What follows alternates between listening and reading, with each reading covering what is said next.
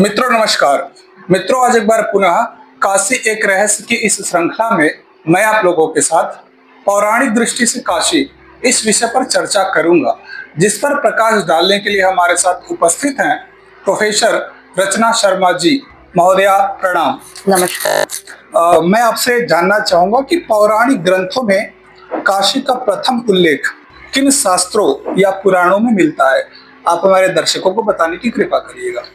देखिए, काशी को जो हमारे इतिहासकार हैं जी और साहित्यकार भी मैं कह सकती हूँ, उन लोगों ने विविध तिथियों में बांधने की कोशिश की है। जी लेकिन जो हमारे सर्वप्रथम ग्रंथ हैं भारतीय संस्कृति के वेद, उन वेदों में हमें काशी का उल्लेख मिलता है। जो अगर तिथि के हिसाब से हम प्रमाणित करने के लिए चले तो हम मान सकते हैं कि काशी का उल्लेख वेदों के समय से हमें मिलता है। लेकिन इतना ही मात्र नहीं है। ऋग्वेद में उल्लेख मिलता है, अथर्ववेद की पेपला शाखा में उल्लेख मिलता है। उसके बाद हम आते हैं तो रामायण में हमें उल्लेख मिलता है, जहाँ रामायण में एक यज्ञ में आमंत्रित काशी नरेश को आमंत्रित करने की का एक प्रसंग मिलता है। महाभारत में हम आते हैं तो महाभारत में भी वन पर्व में आदि पर्व में दोनों में उल्लेख मिलता है। और काशी नरेश की जो के घर की जो पुत्रियां थी अम्बा, अम्बे और अम्बालिका, उनके हरण की कथा भी हमें भीष्म पितामह के द्वारा किया गया, जिसमें थोड़ा सा हस्तिनापुर और काशी के संबंध के थोड़े खराब हो जाने का भी प्रसंग मिलता है। लेकिन पुराण में जो मुश्किल से 4-5 पुराण को छोड़ करके सभी पुराणों में, स्कंद पुराण तो उनका मूल है ही काशी के लिए, लेकिन ब्रह्म वैवर्त पुराण में, मार्कंडेय पुराण में, अग्नि पुराण में, कूर्म पुराण में, मत्स्य पुराण में, इन सभी पुराणों में काशी का अच्छे तरीके से उल्लेख मिलता है, जो काशी के पौराणिक समय में भी स्थापित होने की कथा को कहता है। क्योंकि पुराण हमारे एक ऐसे ग्रंथ थे जो वेदों के उपबृंहण का काम करते हैं। और वेद में जो कुछ कहा गया है, व्यास प्रभु ने उनका उपबृंहण करके पुराणों में उनकी व्याख्या की। और वो कारण था कि वेदों की जो चीजें हैं उनका प्रचार प्रसार सरलतम भाषा में हो सके, क्योंकि जो आम जनता होती है वो वेदों की, उपनिषदों की जो सांकेतिक भाषा है उस भाषा को नहीं समझ सकती थी। इसलिए इन पुराणों का सृजन हुआ। और ये पुराण बड़े बड़े ग्रंथ हैं जिनमें हमें ऐतिहासिक पक्ष भी देखने को मिलता है, भौगोलिक पक्ष भी देखने को मिलता है, धार्मिक पक्ष भी देखने को मिलता है, उस समय की वंशावलियों का भी उल्लेख मिलता है। जैसा कि हम जानते हैं पुराण के विषय में कहा जाता है, सर्गश्च प्रतिसर्गश्च वंशो मन्वंतराणि च वंशानुचरितं चैव पुराणम पंचलक्षणम।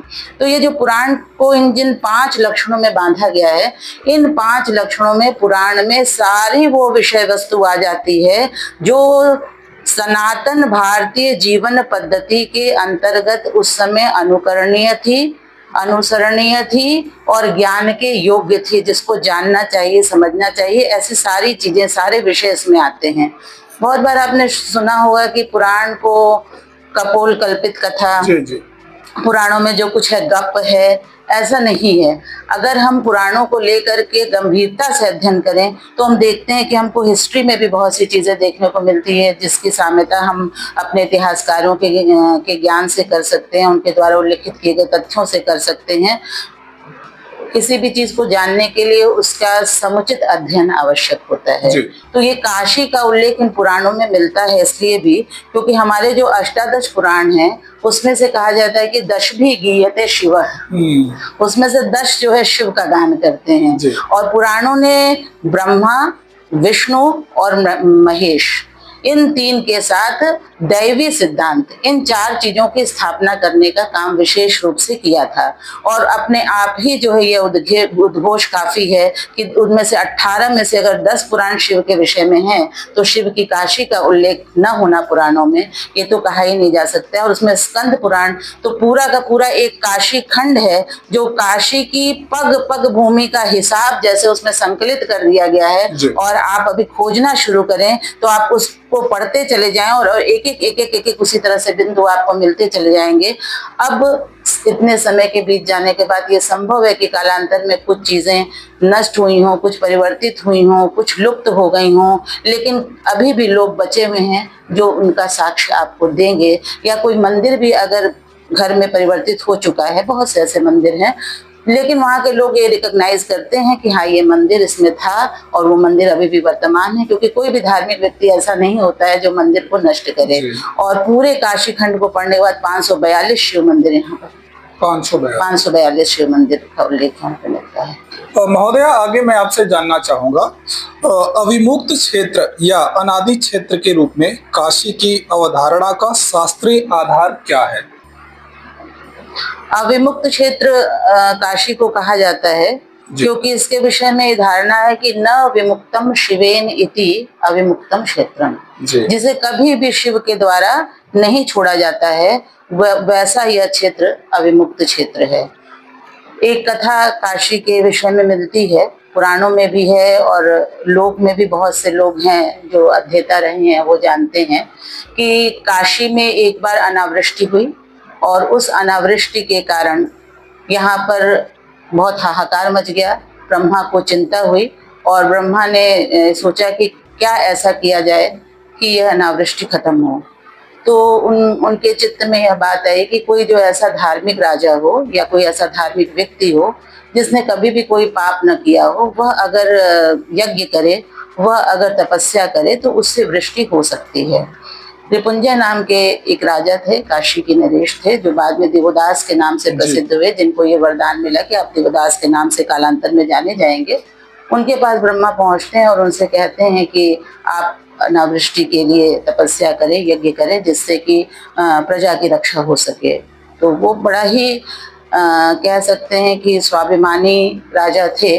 उन्होंने एक शर्त ये रखी कि अगर मैं ये करूँगा तो इसके लिए काशी में किसी देवता का निवास नहीं होना चाहिए। लेकिन शिव की ये प्रिय नगरी थी, शिव इसको छोड़ के चले जाएंगे यह सोचना भी बहुत मुश्किल काम था। लेकिन प्रजा की रक्षा, प्रजा प्रमुख है, इसलिए ब्रह्मा शिव के पास जाते हैं और उनसे एक बहाना बना के, जिसको हम लोग कह सकते हैं, उस बहाने के व्याज के माध्यम से कहते हैं कि मंदार पर्वत बहुत दिनों से तपस्या कर रहा है और आपकी प्रतीक्षा कर रहा है, तो आप चलिए और उसको वरदान दे दीजिए।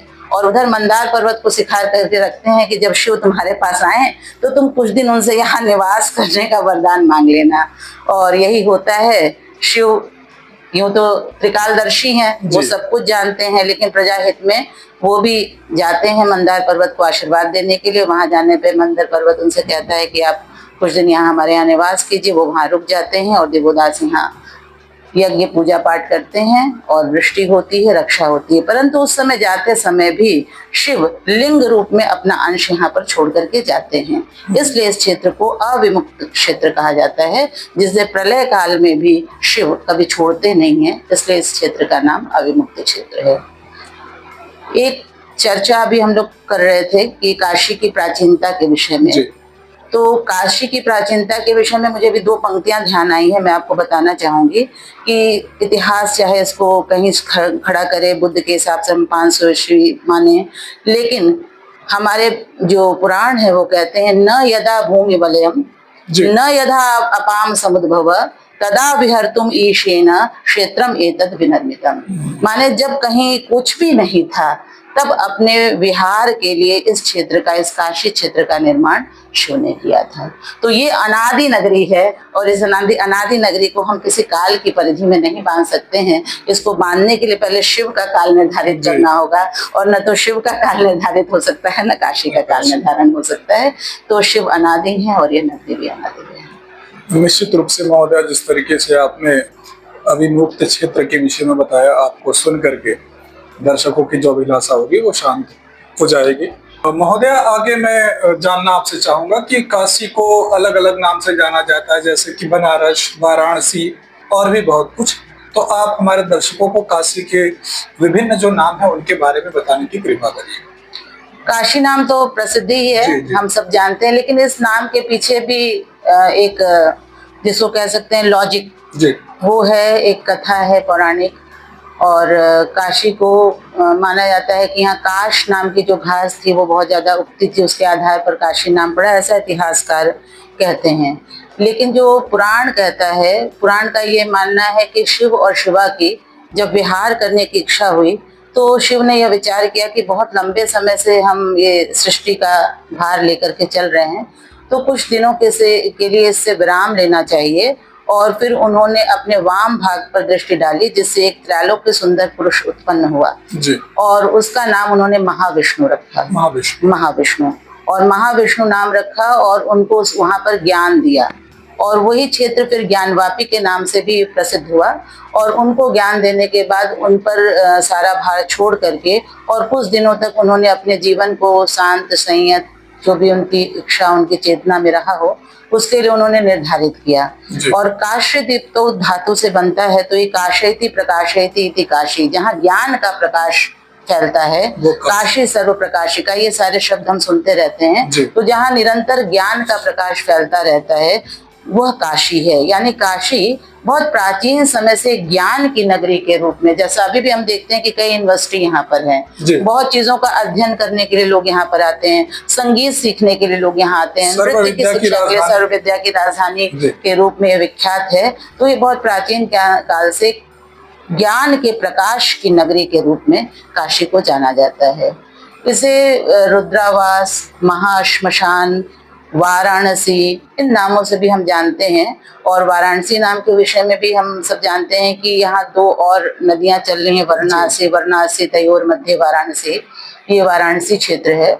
और ये वाराणसी क्षेत्र जैसे कि इसकी कोई सीमा शिव ने निर्धारित कर दी थी कि इस सीमा के अंदर वही व्यक्ति प्रवेश करेगा जिसको शिव के द्वारा आने की अनुमति होगी, क्योंकि पूर्व में उत्तरवाहिनी गंगा है और पश्चिम में देहली विनायक है, उसके बाद दक्षिण में असी नदी है और उत्तर में वरुणा है। इससे इस क्षेत्र को जैसे इन चारों को सीमा के रूप में रखा गया। एक कथा मिलती है काशी खंड में, जिसमें एक धनंजय नाम का एक वणिक है, जिसकी माता बहुत सुंदर थी और यौवन में व्यभिचारिणी हो जाती हैं। जब बीमार होने के बाद उनकी मृत्यु होती है तो पुत्र के मन में यह होता है कि मैं अपने माँ की अस्थियों का प्रवाह गंगा में जाकर के करूं। लेकिन चूंकि एक वो दुराचारणी स्त्री थी तो शिव उसकी अस्थियों को काशी में आने की अनुमति नहीं देते हैं। वो वहां से चलते हैं। चलने के बाद रास्ते में एक भार वाहक को उन्होंने अपने साथ में रखा था, जो उनका सामान लेके चलता था, और माँ की जो अस्थियां थी उसको तांबे के एक खूबसूरत पात्र में रखा था। काफी निकट पहुंचने के बाद मुझे लगता है कि जो कथा है उसको जो मैंने पढ़ा, तो मुझे लगता है कि प्रयागराज के आसपास पहुंचने के पास उनको थोड़ी थकान हुई और उन्होंने कहा कि मैं स्नान और विश्राम करके आता हूं, और भारवाहक के पास सारी वस्तुएं उन्होंने छोड़ दी। भारवाहक को लगा कि तांबे के इतने सुंदर पात्र में निश्चित रूप से कुछ बड़ी कीमती चीज होगी, और वो तांबे के बर्तन को लेकर के पलायित हो जाता है, भाग जाता है। और जब लौट करके धनंजय आते हैं तो वो देखते हैं कि वो पात्र नहीं है अस्थियों का। तो पता करते हुए खोजते हुए उसके घर पहुंचते हैं भारवाहक के। उसकी पत्नी से सारी बातें बताते हैं। उसकी पत्नी कहती है कि अभी आप प्रतीक्षा कीजिए, वो घर नहीं आए हैं, लौट के आते हैं तो मैं निश्चित रूप से उनसे कहूंगी कि वो आपका पात्र आपको दे दे, क्योंकि इसमें तो आपके माँ की अस्थियां हैं। जब वो खोल करके देखता है भारवाहक चुराने के बाद, तो देखता है अस्थियां हैं, तो उसको जंगल में ही फेंक करके और पात्र को भी वहीं फेंक करके वो अपने घर चला आता है। जब घर आने पर वो देखता है कि वणिक तो यहाँ आकर के बैठे हुए हैं, तो उनसे बहुत क्षमा मांगता है और कहता है कि चलिए मैं जहाँ मैंने फेंका है वहां मैं आपको ले चलता हूँ। और वो ले करके आता है, लेकिन वो वन में भटक जाता है और बहुत खोजने के बाद भी दोनों लोगों को माता की अस्थियां नहीं मिल पाती हैं, और उसके कारण फिर वो प्रयागराज पहुंच करके वहां पर संस्कार करके और वहां से ही लौट जाता है, काशी में प्रवेश नहीं हो पाता है। तो ये वाराणसी नाम की सार्थकता इस कथा के द्वारा हम देखते हैं।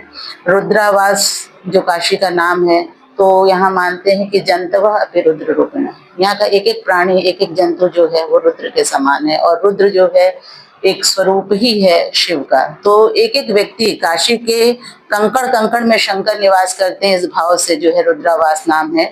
और महाश्मशान है यह, क्योंकि यहाँ पर स्वयं शिव मरने के बाद लोगों के कान में तारक मंत्र का उपदेश देते हैं और अनवरत शव दाह यहाँ चलता रहता है। ये यहाँ पर ऐसा वरदान है कि ये शवों का शयन स्थान है, निरंतर यहाँ शव रहते हैं घाट पर और शवदाह चलता रहता है। तो ये एक मुक्ति की नगरी है, ज्ञान की नगरी है, और ज्ञान के बाद ही मुक्ति का क्रम आता है। तो ये अपने आप में एक अद्भुत है, और काशी की अद्भुत जो ये क्षमता है वो किसी भी शहर में नहीं हो सकती है, चाहे उसका जितना विकास कर लिया जाए, चाहे उसका कितना भी नियोजित तरीके से निर्माण कर लिया जाए, लेकिन काशी की जो सुगंध है, काशी की जो बात है, वो शायद ही किसी शहर में आ सकती है।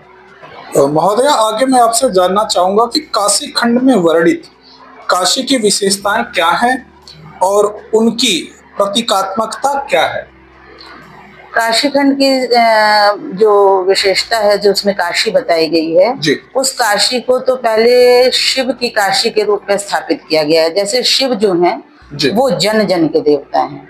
आप उनको ऊपर से नीचे तक अगर आप देखेंगे तो सर पर चंद्रमा है जी, गले में सर्प है, उनका वस्त्र वृक्षाल का है। तो वो जिस तरह से मनुष्यों के देवता हैं, उसी तरह से वो पशु पक्षियों के भी देवता हैं।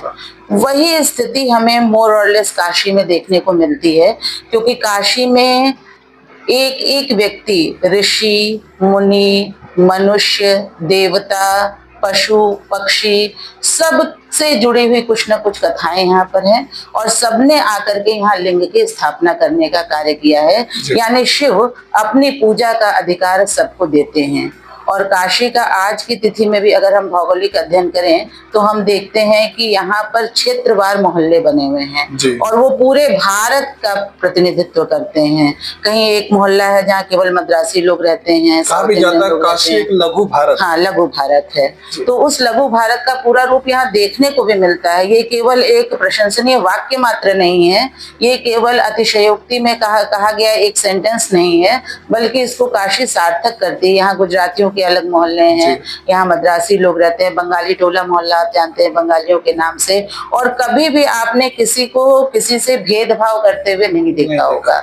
तो ये तो अभी की स्थिति है, लेकिन पहले भी यहाँ पर जब आकर के केवल ज्ञान के लिए यहाँ लोग पहुंचा करते थे, जब केवल मुक्ति के लिए यहाँ लोग पहुंचा करते थे, तो उस समय भी काशी में ऋषियों के द्वारा, मुनियों के द्वारा, देवताओं के द्वारा, दिक्पालों के द्वारा, सभी के द्वारा स्थापित शिवलिंग यहाँ पर देखने को मिलते हैं। और अभी तमिल संगमम हुआ था, ये 0.3 था, तीसरा वर्ष ये तमिल संगमम का था, और उसका आधार इस बार अगस्त ऋषि को बनाया गया था।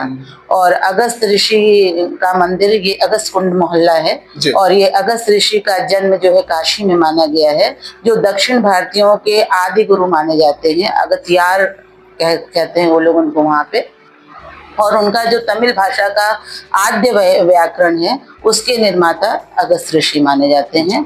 और वहाँ की जो चिकित्सा पद्धति है, सिद्धि वैद्यम उसको कहते हैं, उसके भी जनक ऋषि अगस्त माने जाते हैं। तो ये दक्षिण सुदूर रामेश्वर से लेकर के ये काशी कैसे जोड़ रही है देश को, कि दक्षिण के लोग भी यहाँ एक बार जीवन काल में निश्चित रूप से आना चाहते हैं। ये पवित्र भूमि है उनके लिए। बंगाल में बैठे हुए लोग भी जब उनके घर प्राचीन समय में जब उनके घर की स्त्रियां विधवा हो जाती थी, तो उनको वो काशी में ला करके एक मकान खरीद के धर्मशाला में व्यवस्था करके उनको यहाँ पर आगामी जीवन के लिए रख दिया करते थे। किसी का कोई भी संस्कार होता था वो काशी। आज अब विदेश में भी बैठा हुआ व्यक्ति है, तो वो अगर इंडिया के बारे में सोचता है तो दो चीजें उसके दिमाग में जरूर आती हैं, एक काशी और गंगा, और इसलिए वो बनारस जरूर आना चाहता है। दिल्ली में जैसे वो उतरता है तो ज्यादातर लोग जिनको जरा भी अगर कुछ भान होगा इंडिया के विषय में, तो वो काशी जरूर आएंगे। वो एक बार आगरा नहीं जा सकते हैं, वो एक बार जोधपुर नहीं जा सकते हैं, जयपुर नहीं जा सकते हैं, पर उन सब की चेतना में न कहीं काशी है। तो ये काशी का जो पौराणिक रूप है वह आज भी वैसा ही है। काशी के पौराणिक रूप में भी ये सर्वधर्म समभाव की नगरी थी। यहाँ जैन धर्म भी है, यहाँ बौद्ध धर्म को भी माना जाता है, यहाँ गौतम बुद्ध भी आए, महावीर के जैन धर्म के भी लोगों का जन्म यहाँ पर हुआ।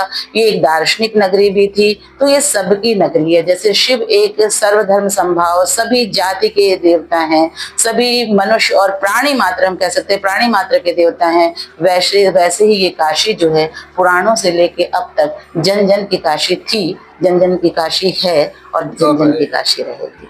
महोदय, आगे मैं आपसे जानना चाहूंगा कि ऐसा माना जाता है कि काशी में मरणोपरांत मोक्ष की प्राप्ति होती है, तो क्या इसका पौराणिक आधार है कोई? हाँ, इसका पौराणिक आधार है, और काशी को सच पूछिए तो मोक्षदायिनी नगरी की प्रतिष्ठा सबसे ज्यादा मिली हुई है।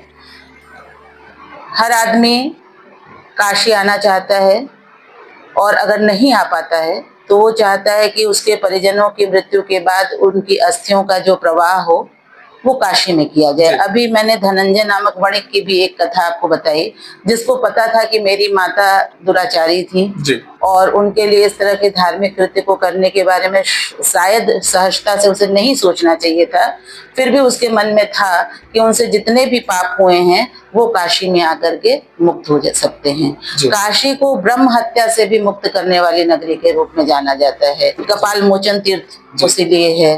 तो ये जो नगरी है वो मोक्षदायिनी नगरी है। और एक पंक्ति मैं आपको देना चाहूंगी इस संदर्भ में, ये शाम क्वापि गतिर्नास्ति तेषाम वाराणसी गति, जिसकी कहीं भी कोई गति नहीं होती है उसकी वाराणसी में गति होती है। और यह गति जो है यहाँ आकर के बहुत बड़ा दान करने से होगी ऐसा नहीं है, बहुत बड़ी तपस्या करने से होगी ऐसा नहीं, ये वो पवित्र भूमि है जहाँ आने मात्र से, जहाँ शुद्ध चित्त से निवास करने मात्र से, जहाँ अपने कर्मों का ठीक से अनुपालन करने मात्र से ही आपको मुक्ति की प्राप्ति होती है। तो मोक्षदायिनी नगरी के रूप में तो पुराण इसको बहुत मजबूती के साथ स्थापित करता है, जिसके लिए एक पंक्ति मात्र जिसमें कि सबको समेट लिया गया है, ये शाम क्वापि गतिर्नास्ति तेषाम वाराणसी। महोदय, आगे मैं आपसे जानना चाहूंगा, गंगा के अवतरण और उसकी धारा के मोड़ को लेकर काशी में कौन कौन सी पौराणिक कथाएं प्रचलित हैं?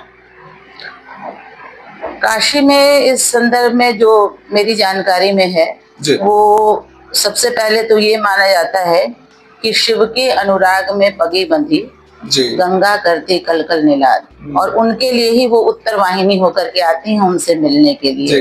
तो ये दोनों के मिलन की एक बात आती है कि शिव से मिलने के लिए उत्तर दिशा से चलने वाली गंगा यहाँ पर पुनः उत्तर वाहिनी होकर के शिव की ओर आ रही हैं। और ये शूल टंकेश्वर का जो मंदिर आपने देखा है वहां से एक मोड़ अच्छे से दिखलाई पड़ता है कि हाँ यहाँ से गंगा उत्तर वाहिनी हो रही है।